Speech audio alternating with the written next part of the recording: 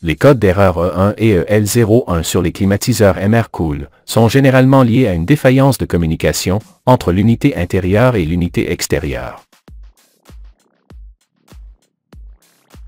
Voici la procédure à suivre pour résoudre ce problème. 1. Éteignez et débranchez l'appareil, puis rebranchez-le et rallumez-le après quelques minutes pour vérifier si le code d'erreur disparaît.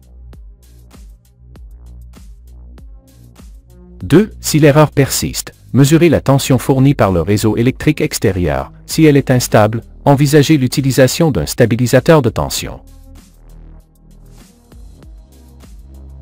3. Effectuez une inspection visuelle des connexions extérieures et de l'état des câbles visibles entre l'unité intérieure et l'unité extérieure. 4. Sur les broches L1 et L2, les câbles d'alimentation de l'appareil sont connectés. Cette alimentation est en tension alternative avec la valeur fournie par le réseau électrique extérieur. Vérifiez ces valeurs avec un multimètre. 5. Mesurez la tension du signal en suivant ces étapes. A. Sur l'unité extérieure, utilisez un multimètre en mode tension continue, DC. B. En général, mesurez la tension entre le port 2 et le port 3 de l'unité extérieure. C. Selon le modèle, le fil de signal peut également être identifié par la lettre S ou par le numéro 3. D. Pour obtenir la mesure de la tension du signal, elle doit être mesurée par rapport au fil neutre ou à L2.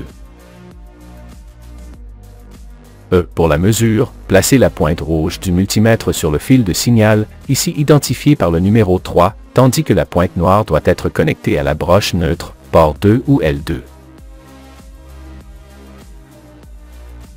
Si, en tenant compte de l'étape précédente, lorsque le climatiseur fonctionne normalement, la tension mesurée doit fluctuer entre des valeurs positives et négatives. 7. D'autre part, si l'unité intérieure présente une panne, la tension mesurée restera à une valeur fixe. 8. Si l'unité extérieure présente une défaillance, la tension mesurée restera toujours à une valeur positive. 9. En cas de problème, il est recommandé de vérifier le circuit PFC situé dans l'unité extérieure. Testez la tension à la sortie du pont redresseur et vérifiez le fonctionnement de la diode à récupération rapide et du transistor IGBT pour détecter des pannes, des courts-circuits ou des dommages. 10. Si aucun dommage apparent n'est constaté, mesurez la tension continue, DC, alimentant le module de puissance intelligent, IPM, pour identifier des anomalies. 11. Avant d'effectuer tout remplacement, il est recommandé de mesurer la continuité électrique dans le réacteur, situé dans l'unité extérieure, en utilisant un multimètre en mode continuité ou résistance. Pour ce faire, déconnectez le réacteur. La valeur normale devrait être proche de 0 ohm, sinon, le réacteur est probablement défectueux.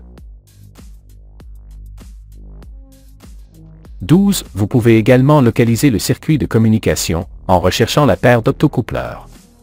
Vérifiez dans cette zone les valeurs des résistances, des condensateurs électrolytiques et des diodes.